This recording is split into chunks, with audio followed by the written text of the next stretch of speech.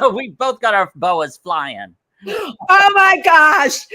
Hello, everybody. Welcome to If These Walls Could Talk. I am Wendy Stuart. And I'm Tym Moss. Hi.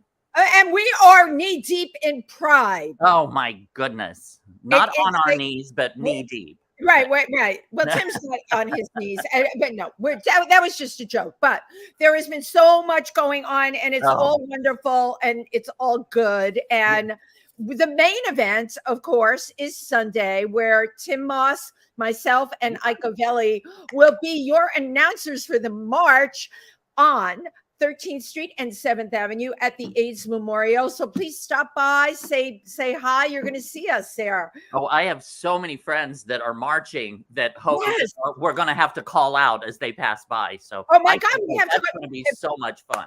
Right, and we have to say funny and intelligent things and make frivolous conversation. I wonder if you and I can handle that. Oh my God, that's what we're all about. So, oh my God, how was your week? My week was, for those of you that are in New York, I went to a wonderful showing at Howell Gallery, the Annex Gallery that they have on I never say this right, Bowery, and it was for Hattie Hathaway, whose boy name was Brian Butterick, and Hattie passed away, but left behind a huge body of work, of a plethora, as an artist, as a musician, as a poet, a writer. And the gallery will be having the show into July. I highly recommend Tim get down there, and anyone who's watching. I knew Hattie, and I was completely blown away by the journal entries and all of that. Really a legend, an artistic legend of our time. And then, I have to announce this Saturday night here at PANGEA, our dear Maria Connor will be doing her show Girl Shock. And that's all I'm going to tell you about Girl Shock, because you're going to be shocked. Maria is quite the shocking gal. She'll be working with Jackson Sturkey in the show. And that show, I believe, is at 7:00. It's this Saturday night at PANGEA. I think there may be tickets available Friday and Saturday. So please, I'll be here, be there, or be square. And Tim, something that you're in, our friend Aris Ziagos is going to launch the show. Tomorrow. Yeah, it's Thursday, June 22nd. The new season of Twisted TV. It's Twisted TV. It is Twisted TV, and upcoming episodes you will be seeing Tym Moss and Wendy Stuart. I'm in the trailer. I was like so tickled pink. So yeah, we always like to get here and share the love with all the brilliant, talented people we know. Tim, you're still standing. How is that?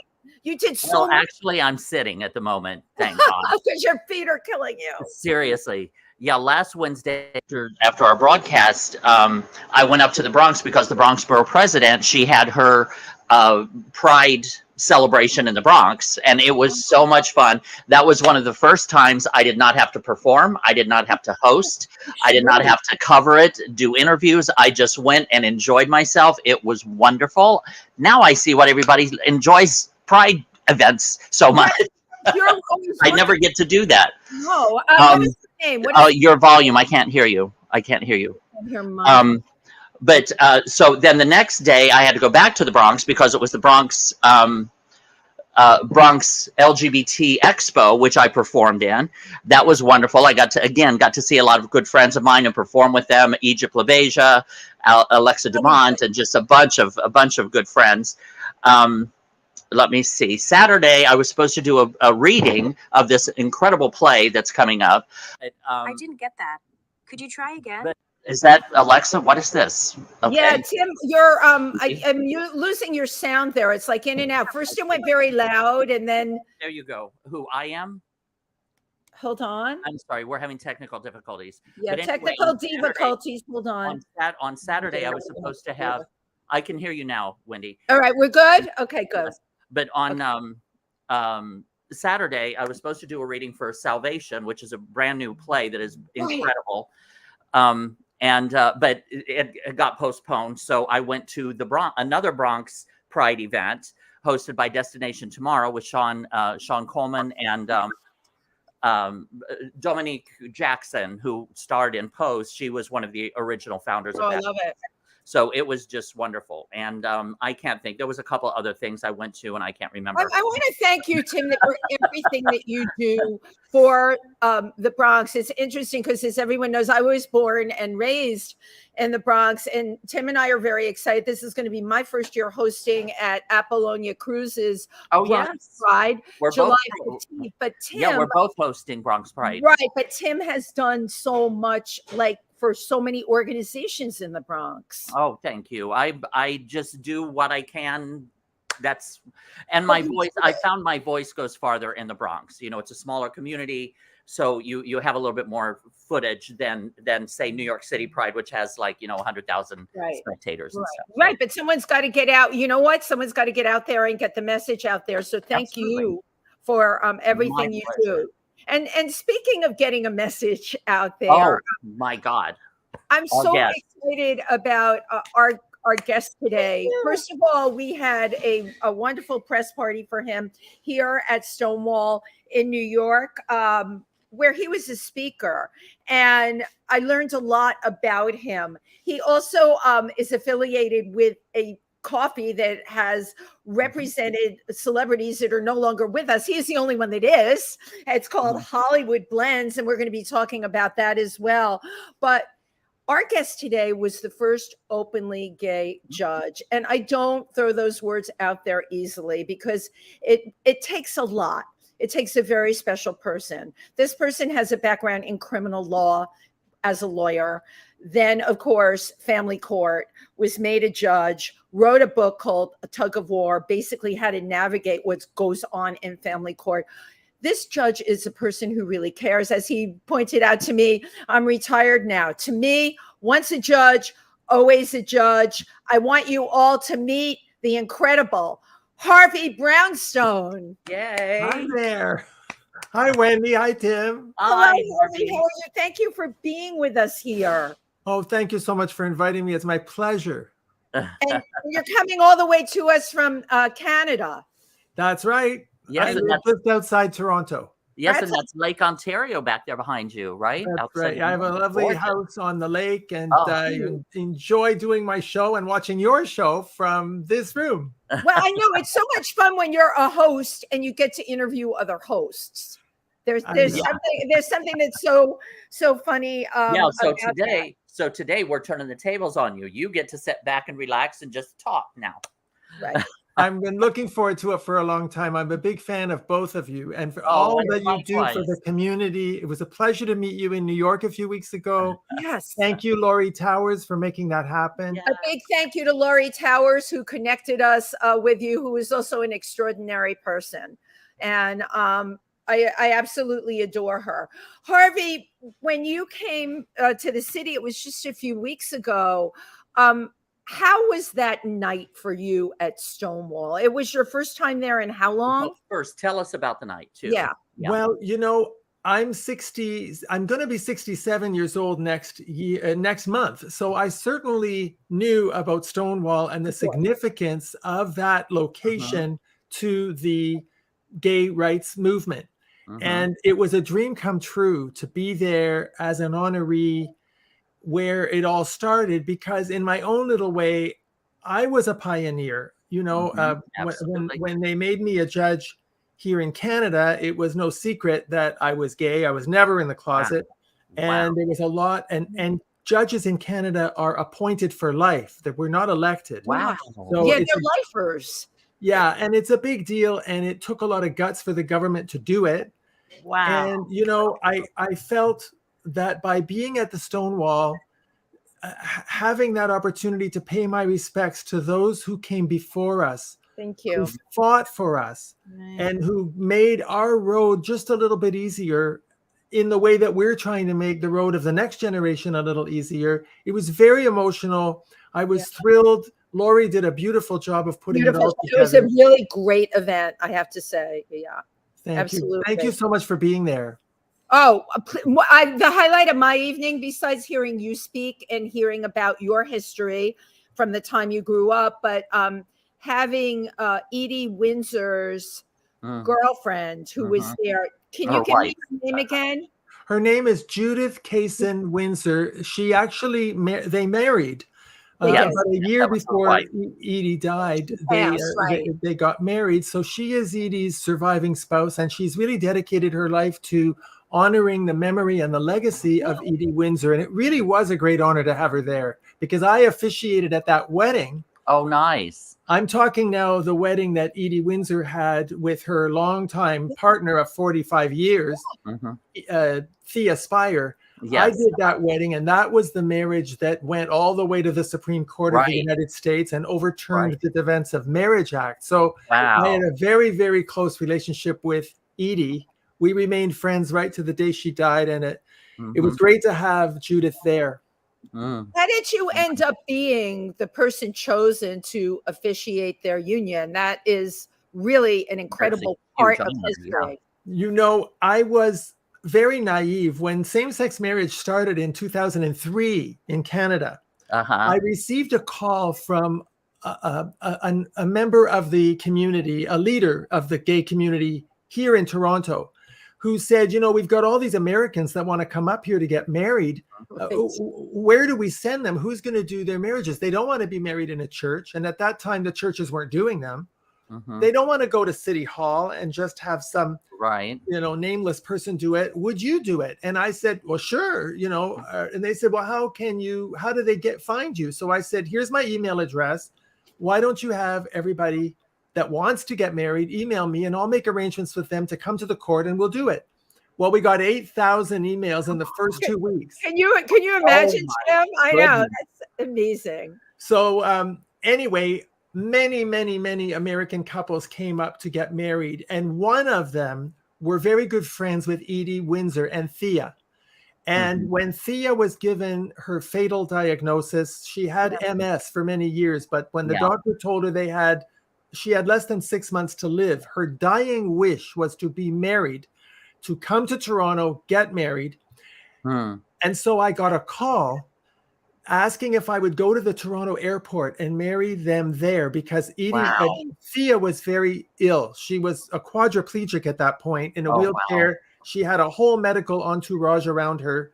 So I went to the airport, we did the wedding, and they flew right back to New York. And I didn't know at the time, but that story was the subject of a documentary film called Edie and Thea, A Very Long Engagement. Yeah. And so the wedding was actually filmed, and you can see it on that film, on the documentary. And then after Thea died, Edie received a bill for $300,000. That was huge. That was over the news. Right. Yeah, so that caused the lawsuit, and that was taxes, correct? Yeah, it was inheritance tax. Yes, and if so, I was very glad that I had the chance to officiate at the wedding that ended up overturning the DOMA.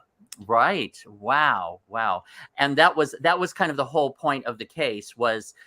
If she had been legally married, like a man and a woman were at that time, she would not have to pay any of that inheritance tax. That's right. And although she was legally married, correct, because New York State did accept Canadian marriages, the Defense of Marriage Act defined a spouse as a man and a woman, not same sex. And that's why that legislation had to be overturned, which the Supreme Court did. Wow. And we hope it stays that way. Yes. Yeah. From your mouth to God's ears, by the way. Yes. So now you said that you had always been out. Like, what was that like in Canada? Well, Canada was ahead of us, obviously, if they had approved marriage equality as early as 2003. But that could not have been easy. Where did you grow up, and when did you come to terms with your sexuality? Well, I knew that I was gay, around maybe 13 or 14. I grew up in Hamilton, which is a mid-sized city. My parents were pretty traditional parents. I told them when I was 19 that I was gay. Wow. And they threw me out. Oh, I ended up. You were thrown at. Were your parents like conservative Christian? What was? No, they were conservative Jews. Oh, Wow. Uh-huh. So, and No. my dad was the director of the Jewish Community Center.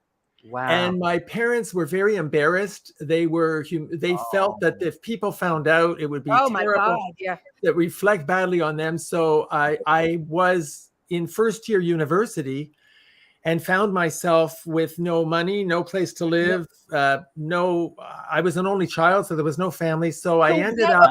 That's huge for a Jewish family to and throw also- out the only child. Did they sit shiva for you? Yeah, they did. Wow. Oh And my God. I had many people that I knew of my generation went through that same thing. My But the goodness. good news is, I have to tell you, it made me very much an overachiever. You know, I became determined. I channeled my anger into Smart you. determination to make them proud of me, to achieve something in my Wow. life. And so I was determined to become a lawyer. And then when I became a lawyer, that wasn't good enough. I needed to be better than that. So I got myself appointed to the bench, all of which, of course, was to get their acceptance, their approval, their love. So all of that was to get their validation. But let's not skim over some things. So you put yourself through college, law school? Yes, undergrad and law school. I learned very quickly how to clean people's houses. I learned how to type their essays. I may or may not have dated a few professors that were able to feed me. Oh, I think maybe you did. You know, when you're young and you've got hair and you're a lot thinner than you are now, there are opportunities. And you know what? It made me a much better judge, because the first time I sat in criminal court and I had a shoplifter in front of me, somebody who was stealing food. Wow. How in the world could I convict somebody of stealing food when I did that for 5 years? Wow, that's amazing. Wow. That's amazing. Because you have an insight that most judges do not from hunger. You know what it is to be hungry. It's funny you should say that, Tim, because in Canada, before you can be appointed to the bench, you are interviewed by this very large committee of people that are chosen by the government. And one of the things I said in that interview is, I bet I'm the only person you're going to see who was on welfare. I actually know what it's like to, I used to go to weddings to pick up the rice. I mean, it was, I think it did make me a better judge. But yes, it made you a better person, because especially in the field that you're in, a lot of, especially, my God, you're Jewish. It's often, I'm half, but it's often an elitist kind of world where you're raised to do well. Everyone does well. They become a lawyer or a doctor or whatever. Here, you were on welfare. You shoplifted. This is highly unusual, as you know, for a Jewish boy. Hate to stereotype, but because of that, you brought out the humanity. And in the way I've seen your interviews with people and the way you have run your career, it is about the humanity at the end of the day for you. Well, and that's where it comes from. Well, but also the universality of your perspective. Right. That you and the humanity, that because of what you have experienced, you would have compassion as a judge for these people that are coming before your bench. Definitely, Tim. Incredible. Well, I think that's very kind of you to say. I certainly brought a different perspective to my role as a judge, because I think I was more relatable. I didn't go to private schools. And I will tell you, though, that it was not that unusual for Jewish kids of my generation, if they were gay, to go through what I did. It was not at all unusual. Wow. I'm from a generation that we really suffered. And so, you had to be 3 times as good as everybody else to be considered equal, which is what women have gone through that for decades. Right. And gay men had to go through that as well, because, and in the legal world, it's a very status quo profession. I got a scholarship at the law school, and I had to maintain a straight A average in order to maintain that scholarship. So I worked very hard. And I'll never forget this. Before I graduated, one of my professors said to me, Harvey, it's a shame that you're such a good student, because you're never going to get a job as a lawyer. You know, you're openly gay. This is not a profession Nobody's that's going to hire you. particularly progressive. You're not going to get a job. Mm. And just to fast forward, 12 years later, I became a judge. I was invited back to that law school to be honored. Yes. And who's there but that professor who told me that? And he apologized profusely. And I have to tell you that this story that I've just told you about my beginnings was made into a song called I Am Yours. I'm very proud of this. That the multi-platinum singer-songwriter Harriet Schock, she's best known for writing Ain't No Way to Treat a Lady for Helen She's Reddy. coming on the show. We have Harriet is going to be a guest in July. So now it comes full circle for me. Yes, I love that. Harriet wrote a song called I Am Yours, which is really, if you listen to the lyrics, it's me speaking to my parents saying, oh my God, don't reject me. I'm the same kid you thought I was. All the values that you instilled in me when I was growing up are still there. It's just that I'm gay, but maybe I'm not the son you wanted, but I'm yours and I love you and I want you to love me. And she took that and wrote this amazing song, which the wonderful Gary Lynn Floyd recorded it, and it's now on his album of Harriet Schock's songs. So I'm thrilled you're having her on the show in July. And I'm hoping you can carry on with her too. So fingers crossed. One thing this is surfacing, so I'm putting it out there. I don't know why, but earlier today I was online. A friend of mine who's a young trans male, but for years now, and it has been going through it with trolls, and just had a horrible time today with someone being very abusive and very nasty to him online. And one thing that I wrote to him was, I said, "You are a pioneer." For generations to come behind you. Right. And I said, a friend of mine her name is Robin Bird. She's known here in New York City. Oh yeah, of course. But Robin dropped a piece of wisdom on me during an interview one time that has always stuck with me. I called her. I said, "You are a pioneer. You have been a pioneer." And she goes, "I want to tell you, the pioneers get the arrows. The settlers who come behind get the houses." And you have had the arrows. Right. But yet you've managed to build your house. Right. And it's a very nice house with a view of Lake Ontario. Yes, right. I think that it's very important when life throws these things at you that you really have no control over, to find some way to make it into a positive. And so I knew from a young age, and I think most gay people, even now, know that you're going to face prejudice, you're going to face bullying, but the best revenge is success. Yes. Absolutely. And I always knew somehow deep down, no matter how rough it was, that I would be a success. I would find a way to take whatever gifts I have and make them work for me. And that success, I hope, is a piece of inspiration for other people like your friend who are having difficulties, because there's no accidents or mistakes in life. Everything really, your destiny is there for a reason. It's to teach you lessons, and it's to help you grow and help you make the world a better place. So, that's the way I looked at it. And the good news is, when I graduated from law school, I invited my parents to come.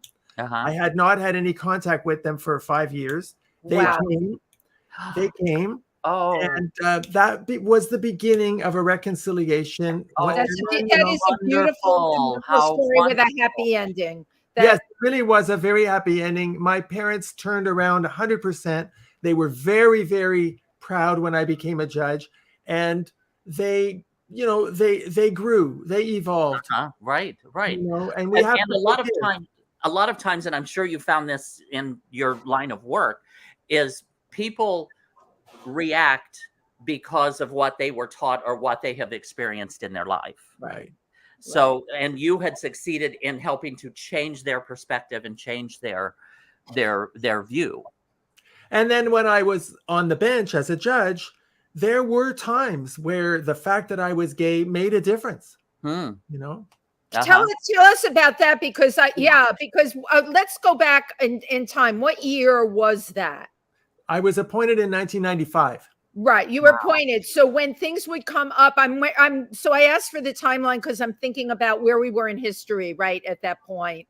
And I'll give you an example. Yeah. You know, I think I was a judge about 2 months, and I was sitting in youth court. This is the court where kids get charged for committing crimes. Right. And I had a kid in front of me pleading guilty to beating up another kid at school.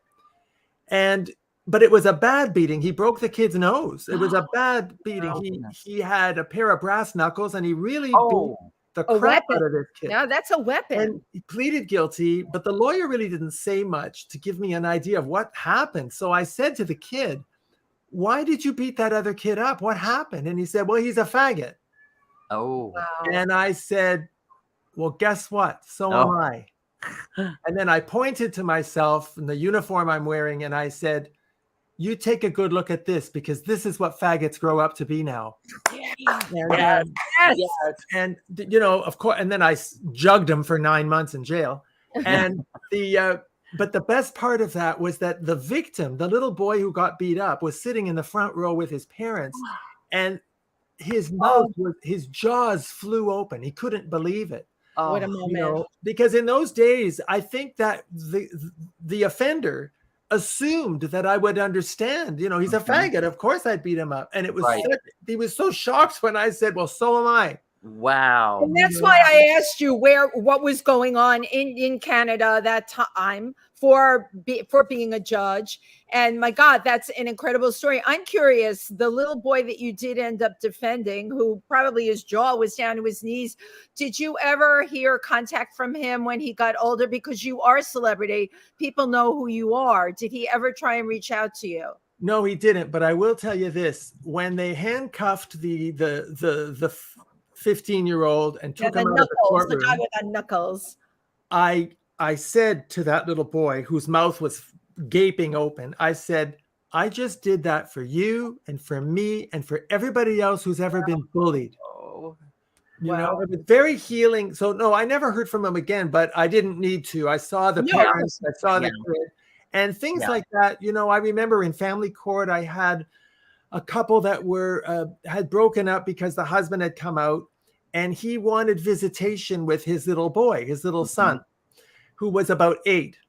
And the mother absolutely would not agree to this, to the father having any contact with the boy, because the father had a partner. He had a male partner. Oh my goodness. And this went on. And finally I said to the mother, "Listen, if I asked you if I could spend a weekend with your son, would you agree?" And she said, "Well, of course." I said, "Well, I'm gay." She said, "You are?" And that began a process where we got the boy to have a relationship with his dad. So sometimes the fact that I was gay actually did impact what happened in the courtroom. And I think that's important, that the public see that they are reflected in who they see in the judiciary. Yes. We should be a reflection of the community we serve. Absolutely. Absolutely. But you were setting new precedents. Yeah. Oh, yeah.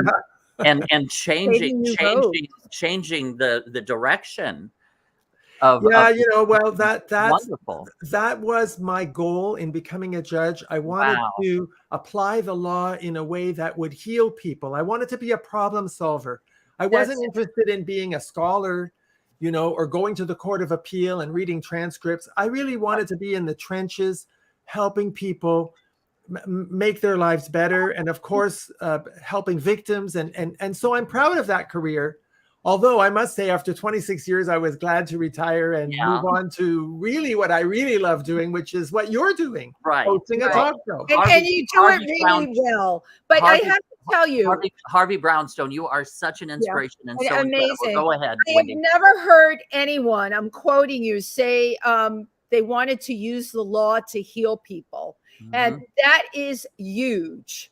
All right, because you know what we have gone through legally in the last couple of years, horrible bills being passed in the United States on this, right? But you know what? It really is a worldwide thing where people have turned against legal things. They've turned against judges. We certainly had the whole issue with the police, right? Somewhere in all of this, there has to be more Harvey Brownstones that will realize the law can be used to heal, because I am my father's daughter. My father was a lawyer. He helped start busing in New York. And it was a very controversial thing, except for the kids, a lot of them that came out of those schools that went on to become rock stars because they were able to finally get an education. Mm-hmm. The law can be used to heal. And I thank you for your part in it, really.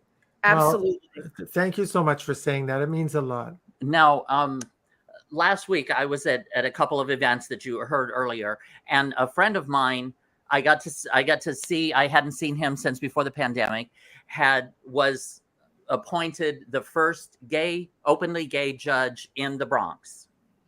Yay! And so I got to see him. So there's always the first, and you have been the first in many ways. Now, not only from going through law school and becoming a lawyer, and then being appointed as judge, and then the television show, because you just expanded your entire audience by doing that show. Can you tell us about that and how that came about? And the show, can you start with the Family Matters show? Because that was an offshoot, I guess, from your book, Tug of War. And then you decided to move into television. So let's start with that. I want to hear that. Well, I'm sorry. You know, it really bothered me that most people's image of a judge was Judge Judy. Yeah. And, right. I have to tell you that, you know, although you're laughing, the reality is that we in the family court back then noticed a huge difference, because people stopped hiring lawyers. We would have people in court saying, well, why do I need to pay a lawyer to tell my story? I can tell my story. I watched Judge Judy. Nobody has a lawyer on her show. And I began to realize that people were making messes of their family court cases and of their lives. Representing themselves. I never knew that. And you know, the legal system is not designed to be navigated on your own. Not when you're in family court. The stakes are very high. You're talking custody, visitation, child support, division of property. And so I wrote a book, and I called it Tug of War. And the book was designed to educate the public about what you need to know about family court if you're going to go there, what the alternatives are to family court, like mediation, and also what the court is going to expect of you and what you can expect from us. And unbeknownst, I wrote that really out of frustration. Amazing. My plan was that maybe the courts would give this out to everybody before they came to court. Like a handbook. That really was my plan. But the book became a national bestseller and is now in 7th printing. And out of that, I did a lot of radio shows, call-in shows, there you go, TV talk shows, because of course the publisher wanted to promote the book. No judge had ever done this before, by the way. Right. So out of that, another first. Yes. I was definitely the first judge to be going on TV. Remember, Judge Judy she's an ex-judge. She was not a judge when she did her show. But I was still a sitting judge, and to promote the book, I went everywhere. I did an 80-city speaking tour, did lots of media. And from that, I was offered a television show called Family Matters, where I would bring experts to come on the show and talk about things like parental alienation, child abduction, child protection. Why do you need a lawyer? What should you expect of your lawyer? We were on for one season online, and then we were on broadcast television primetime for 2 years. And so that gave me the bug. I always wanted to be a talk show host. That really gave me the bug. I did it for 2 years. We had great ratings, but then the network said, we want more Harvey and less Judge Brownstone. We want the real Harvey to come out. And I didn't want to lose my job. And if you're going to host a television show, balancing act, right, Tim? Yeah. It's a balancing act. If you're a sitting judge, you can't express opinions. You cannot say anything that will make it appear that you've prejudged any issue. You have to maintain impartial. And, you know, I said to the network, you know, you're not going to pay me what I get as a judge, and I can't risk losing the job. So they said, well, then, you know, so they canceled the show after 2 seasons because I think I was too much Judge Brownstone and not enough Harvey. But I always told myself that when I retired, I would pick it up again and Let create my Aaron, own let talk Harvey show. come out. Yep. So that's what happened there. That's an incredible story. But again, Harvey Brownstone forges onward. One thing went away, and you know what? You continue being a judge, and then when your time came, you cranked that interview show up. Well, you know, I felt that I was one of those kids. I was a talk show junkie. I liked Merv I was going to Griffin. ask that. Okay. I liked Merv Griffin and Dick Cavett and David Frost and Barbara Walters and Mike Douglas. And in those days, you could really get a real interview. And then something happened about 25 years ago where the media decided that nobody has an attention span beyond a 30-second soundbite. Yep. And I just wasn't satisfied. You know, Larry King was okay. Right. James Lipton was really good. But there's just nobody doing celebrity interviews where you've actually done some research and you actually ask them something intelligent where you can really get to know them. Right. You certainly don't get to know them on late night talk shows. I can tell you that. But it's not all that different than them saying to you, we want more Harvey and less Judge. Okay. It's someone else making the decision, and there's big bucks involved in talk shows. We know that. So whoever the hosts are, they may be bursting to tell an incredible story, but they're nipped at the knees by the network. And we all know that that goes on. So here you are. You interview celebrities and you are able to interview them the way you want to. You have a really specific interview style. I was telling Tim before you came on that I really love. It's very much research based.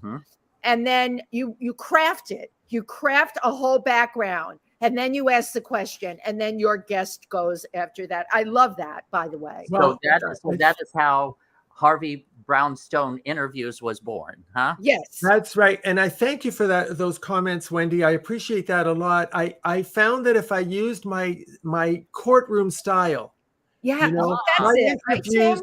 My interviews are more like an examination in chief, you know, because they are research based.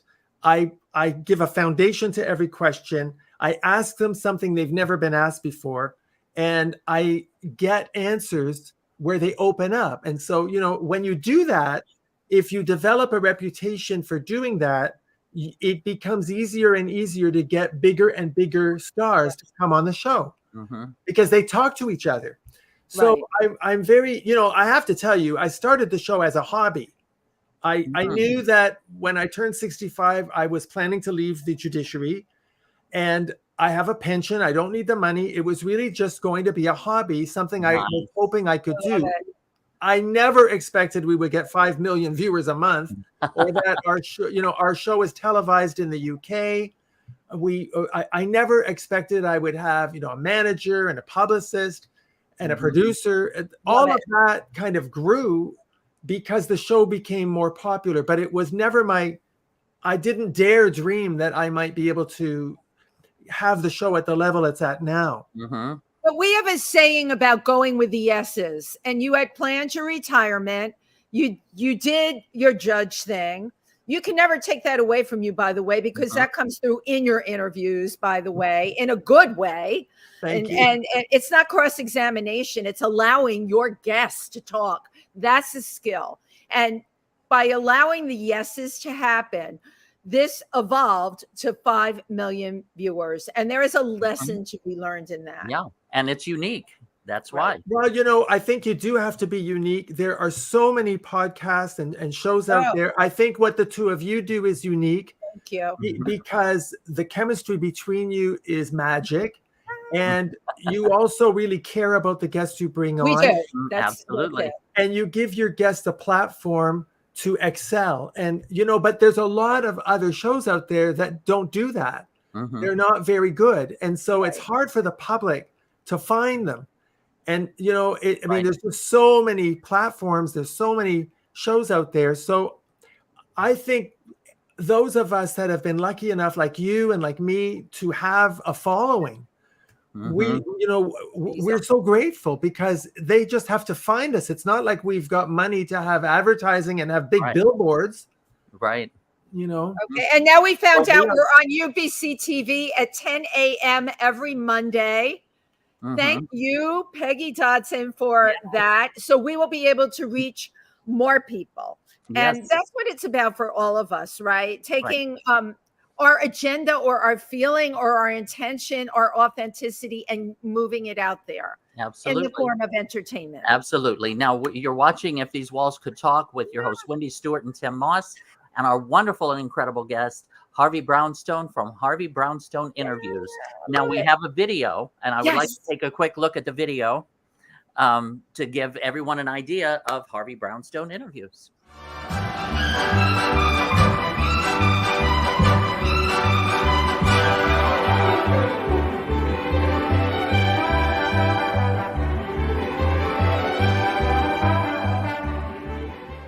I read all about you, and you've accomplished so much in your life, and you're just awesome. You spent 9 years making your dream come true, but it wasn't easy. I read that when 9/11 happened, you had a few setbacks in terms of support from the major studios. Oh, you have done your homework. You have done your homework, and therefore I will answer you fully and truthfully. You know, it's funny, you are mentioning every show that I have pictures of down in my office just because it's my memorabilia and it's the fiber of the blanket of Joan Van Ark. Is there any part of Valeen's personality that resembles the real Joan Van Ark? Anything at all? That's a wonderful question. And believe it or not, I don't think I've ever. Oh boy, you're going to make me verklempt what I thought of. Well, why shouldn't you be verklempt? I am. God, thank you so much. I've had such a great time talking to you because you brought things to the surface. Thank you. Well, RJ, I have to tell you that spending this time with you, sir, has truly been a highlight of my life because you are such a gentleman and such a great talent. Thank you so much for giving me this interview. I want to tell you, this has been one of the highlights of my career. I've had a wonderful interview with you. As a matter of fact, I would say it's the best. You said this interview would be the best I've ever done, and you're absolutely right. It's so very, very emotional, and I want to thank you for everything, Harvey. I really do. Thank you. This has been a great interview. Thank you for being so beautifully prepared. When I watched you in all of those shows, Policewoman and Love Boat and all those shows, the feeling you gave to me as a fan was that working with the big stars made you feel validated in a way that songwriting didn't do for you back then. Am I right? I spent a lot of money on therapists, and you're doing a really good job. You were a member of the club. I was, yeah, exactly. At least I thought I was. And yet, here's the interesting thing for me. You felt finally that you had arrived, or you were a member of the club with all these VIPs, but your fans resonated with you because you were on the outside looking in, and that's how we all felt.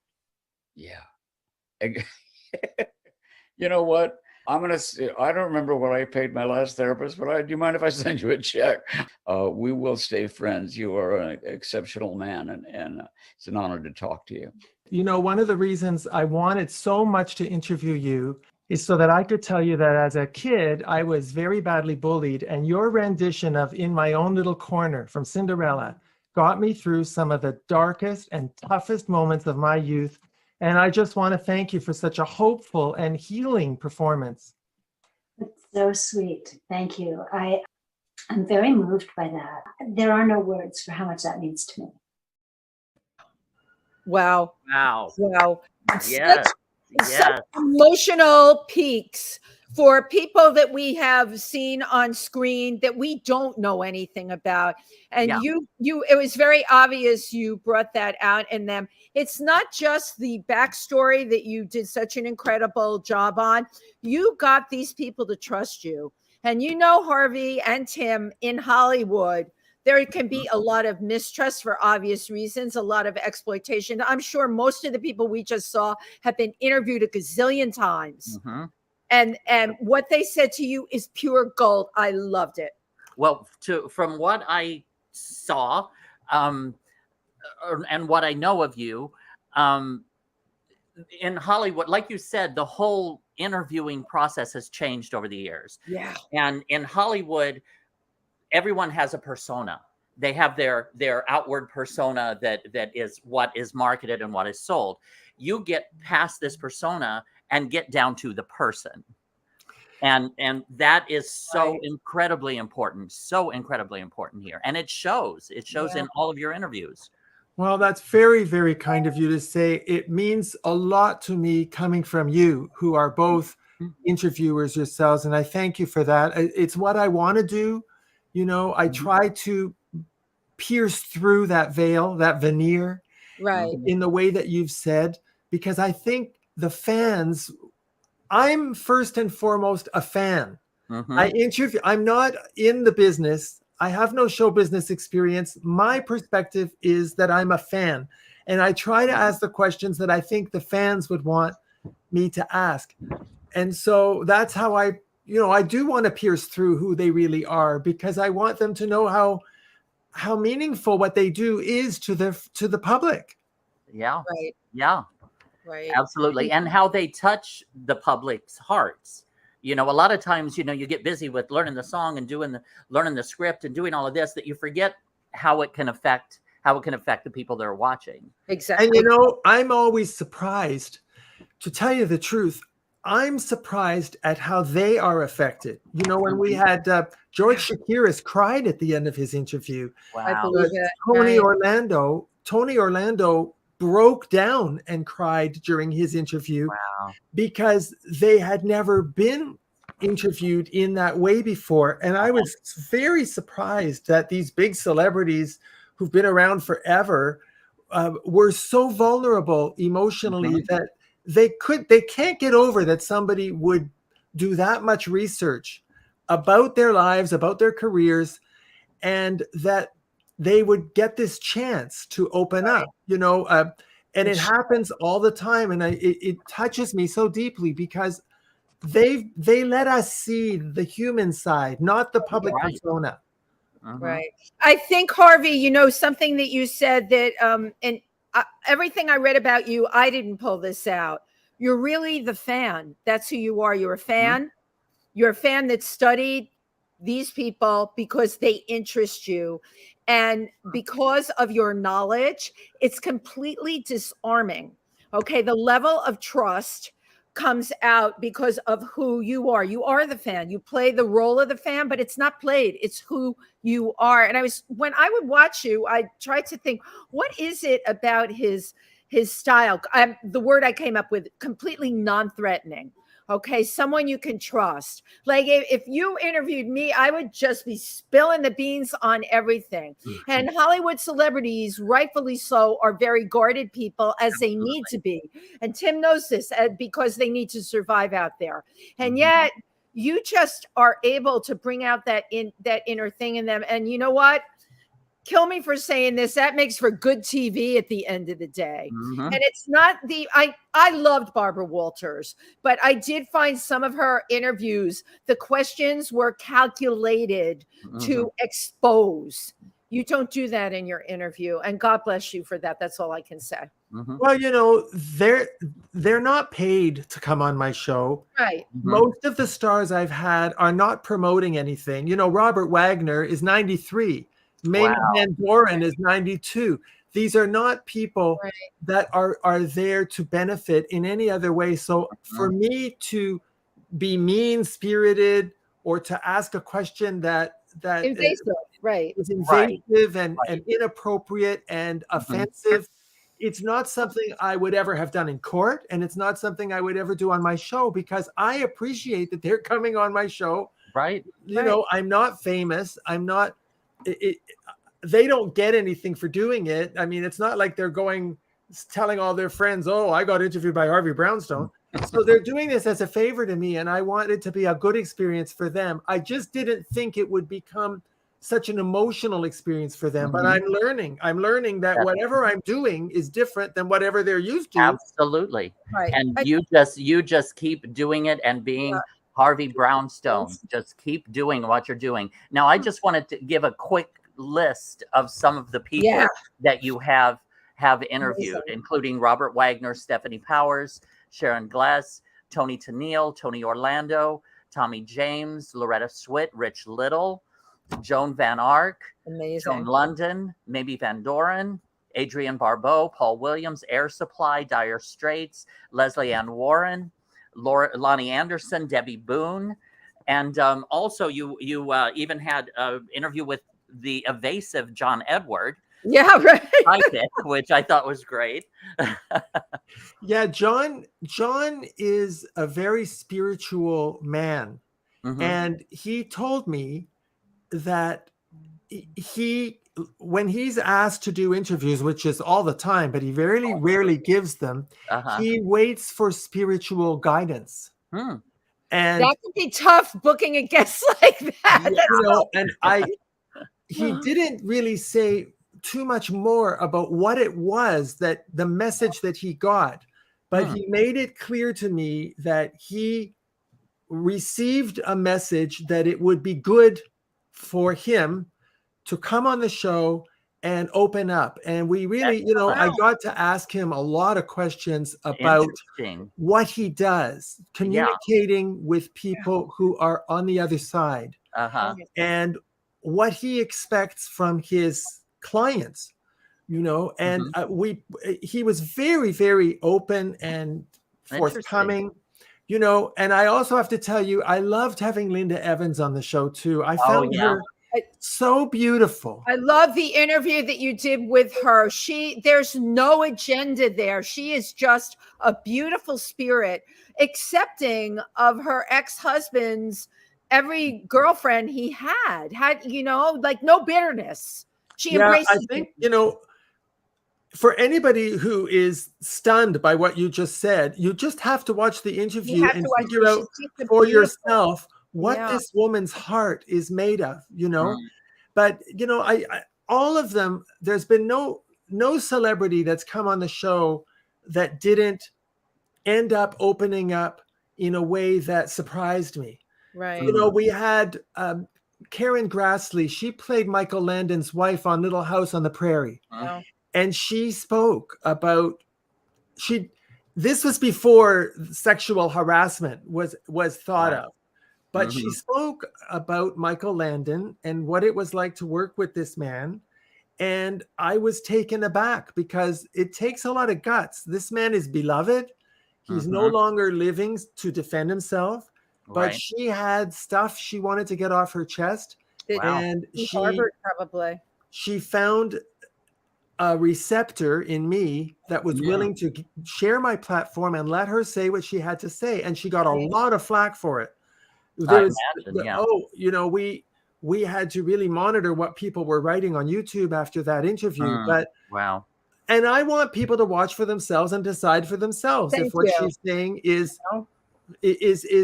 sincere or not. I can tell you that I absolutely believe her 100%. Right. Now, it just occurred to me, I think the reason that everyone feels so comfortable is because from those years of being a judge, you had to listen, formulate, and come to a conclusion. And that's what you do with all of these people that most interviewers do not do all of that. Right. Because it becomes they will just ask, oh, who made your dress? Who did, what shoes are you wearing? Or the thing, some people, when you're going to interview them, I've had them ask, can I have the questions ahead of time? Oh, I've had that. Other than, like, I got a gazillion notes here that no one could even read. There aren't questions. There's just like the stuff you did, or the stuff Tim found, or whatever. It's got to be, for us, it's got to be an organic thing. Well, you know what's funny about that? I have had that. I never give my questions in advance, but I have had managers, publicists tell me, for example, with Robert Wagner, I had to agree not to ask about Natalie Wood. Well, he ended up talking about her himself. And then when we had Lucy Arnaz on, her manager said she's tired of talking about her parents. She wants to talk about her and her career. Well, about 15 minutes into the interview, she's talking about her parents, you know. And then we had President Reagan and Nancy Reagan's daughter, Patty Davis. She was on. And I was told not to ask her about her parents.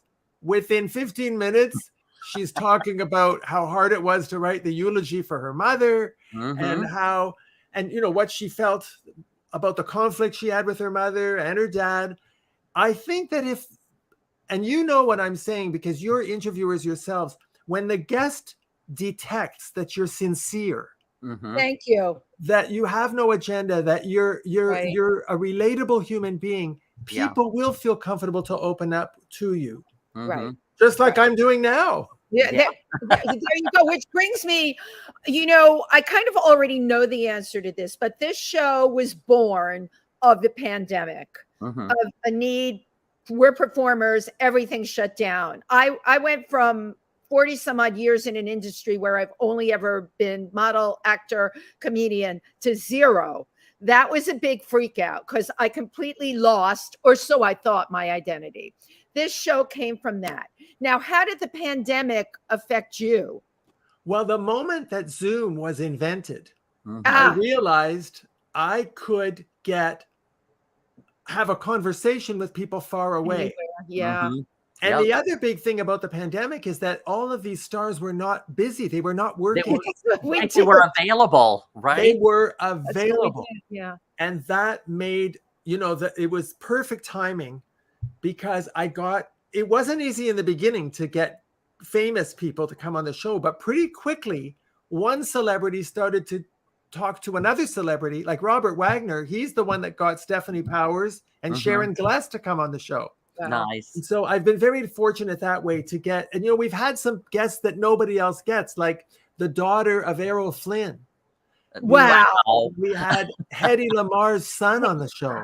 Oh my God, how fabulous. So a lot of these people who want to preserve their parents' legacy. Absolutely. We had Boris Karloff's daughter, Sarah. I've actually met her. That's what I can say, right? We had her, we had Roy Rogers and Dale Evans. Their granddaughter came on the show. So I'm very proud of that because I want to preserve the legacies of all these stars. We absolutely. We had Betty Davis's secretary came on the show, Nelson Mandela's secretary. And the show about Nelson Mandela was very moving. This woman worked for him for 20 years. Amazing. Wow. And then she wrote a book and we were able to get her on the show. And she talked about Mandela in a way I had never heard, who he really was. And so I feel that, it's not for everyone, but for people that enjoy interviews, I think that I've got a little niche that I'm happy to be in. And we are so happy and so proud of you. I am so proud of you. Harvey Brownstone Interviews is the show. But wait, there's more to Harvey Brownstone. I feel like coffee. Tell us about a cup of coffee myself. You talk to Hollywood. You drink coffee connection. The coffee connection came because we had Joan Crawford's grandson on the show, and he was there to promote the Joan Crawford coffee. We had Boris Karloff's daughter. There's a Boris Karloff coffee. Ava Gardner's nieces, her two nieces who run her estate, they were there to talk about the Ava Gardner coffee. David Arquette came on the show to talk about the coffee he's doing for Bozo the Clown because he owns Bozo the Clown coffee. I can't wait to have a cup. Bozo the Clown caramel corn flavored coffee. Oh my goodness. And David Arquette owns the rights to Bozo the Clown, and he launched that. So the owner of HollywoodBlends.com, who makes these coffees, contacted me and said, you're promoting all of these coffees. Why don't we do a coffee for you? Yes. So on July the 4th, the Harvey Brownstone Talk Show Blend coffee will be released. And your first bag is on me, Tim and Wendy. Oh, thank you. Well, you're going to send us a text, and we're going to go right ahead and order it. I'm very, very excited. So now I'm guessing that it's smooth and soothing. Oh, it's bold. Bold and tasty. Now you make me think, what would my coffee be? It would be wired for sound. I think your coffee. What would your coffee be? Wendy, your coffee would be glamorous and aromatic and intoxicating. Ooh. What do you think Tim's would be? I think Tim's coffee would be robust and charismatic and definitely dark roast. Yeah. Tim Moss. First thing in the morning, nothing like it. I love it. So now, how can people find out more about you or find out about the coffee? Where the can coffee, you can order the coffee from hollywoodblends.com. I have to tell you, their coffee is amazing. It's organic. Nice. It's the highest quality coffee. The Joan Crawford and the Ava Gardner coffees are fabulous. The Harvey Brownstone coffee is a medium blend. And so hollywoodblends.com, they can order it there. And as far as finding out more about me, the website is harveybrownstoneinterviews.com. There's a Harvey Brownstone Interviews YouTube channel. If you're watching this interview from the UK, we're on TV on XPTV1 every Wednesday and Friday. And that's how you find out about me. I love it. We have a bunch of comments here. I always love to call out the comments from the people that tune in and leave comments. Let's see. I have to put my glasses on. Lori Towers says, hello, my loves. We love Lori. We love Lori. And I have one here from Lori Towers. That's my Harvey. Suze Valgenero is on here. She's a wonderful designer and lover of chihuahuas and possums. There you go. We have Prince Fleet Easton, who we all love and adore. Love the interview. I'm so honored that many of the guests he's talking about are friends that live close to Fleet. Prince Fleet Easton. He lives in Palm Springs, and he's also a well-rounded actor, performer. He does interviews. A great guy. Palm Springs. He's right. Palm Springs. We've had Ruta Lee and Jeffrey Mark, and Lucy Arnaz, Mark Sandroff, Luke Yankee. We've had lots of Palm Springs people. Of course. Joe Preston, wonderful interview. The Jacked 3 says, so wonderful. A new icon, Brownstone. I love that. Who is the Jack 3? Hi, nice to meet you. That's a great comment. So a shout out here to Jimmy Starr, who also lives in Palm Springs, who's my PR person, along with Eileen Shapiro, who's up here in the Northeast. But Harvey, you're just a total and complete delight. I can't wait to see what's next with you. One thing I wanted to tell you, I have such respect for the people you're interviewing, and I'm going to tell you why. And Tim and I talk about this all the time. True celebrity never dies, no matter what age you're at. And they all have incredible stories. And if people like you or Tim and I don't have these people on our shows, then their stories will be forgotten. And their stories are an important part of all of our culture. And I certainly, we've had some amazing people on here, but I give it up to the people that have withstood Hollywood or the music industry all these years. And by the way, are continuing to crank it out, make recordings, do films, write books. Okay. So we all have to remember they are still out there and they've got history, a history that a lot of the ones coming up don't have. I have said my piece. Amen to that. I agree. Amen to that. Just a couple more. Lynn Scarnell says, greetings from Gloucester, Massachusetts. My wonderful getting ready for St. Pete's Fiesta. Blessings of the Fleet.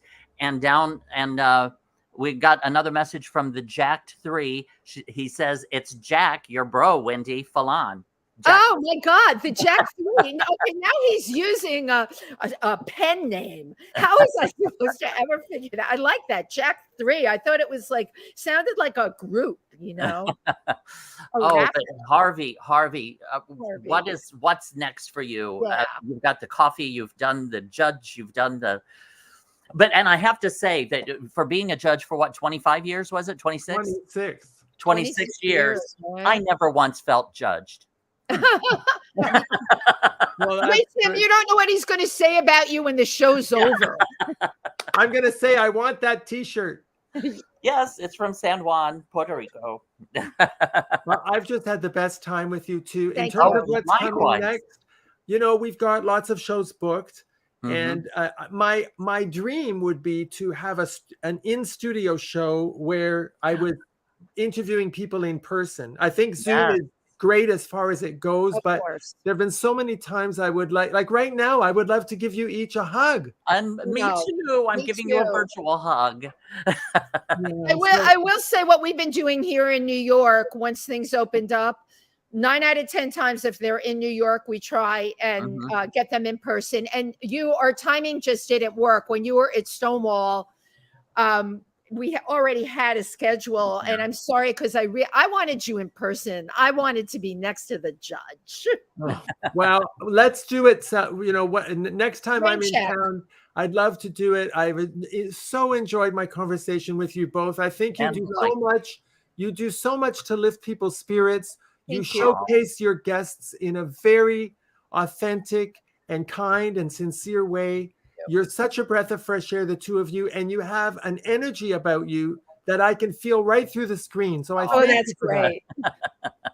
Well, I just have to say, it takes one to know one. Yeah, absolutely. Thank you very much. That was And very kind of you. But before I we feel say the same. goodbye, when we say goodbye, just come back on because don't sign it's a off. picture. Yeah, don't sign off. Yeah. And last but not least, happy Pride. Thank you, everybody. Thank you, Harvey Brownstone, Thank so you, much. Harvey Brownstone. Thank you. Thank you, Tim. Thank you so much. Mhm.